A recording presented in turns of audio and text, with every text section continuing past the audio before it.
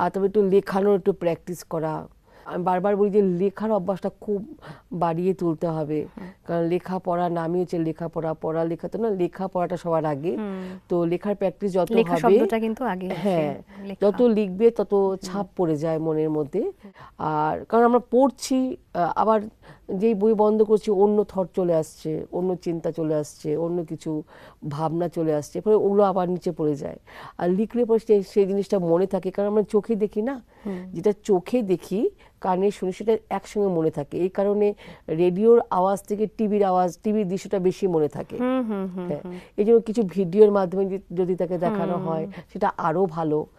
যে এখন তো সবকিছু ইউটিউবে অ্যাভেলেবেল, মা বাবা যদি ইউটিউবেও কোনো একটা ভিডিওর মাধ্যমে অঙ্ক হোক, যে কোনো সাবজেক্ট হোক তাকে পড়ানো হয়, সেটা আরো ভালো করে মনে রাখবে। মাল্টিপল সেন্স যেখানে বেশি কাজ কার্যকরী হবে, শিক্ষাটা গ্রহণ করা তত সহজ হবে। ছবি দেখিয়ে এগুলো পড়ানোর মাধ্যম হতে পারে কিছু কিছু।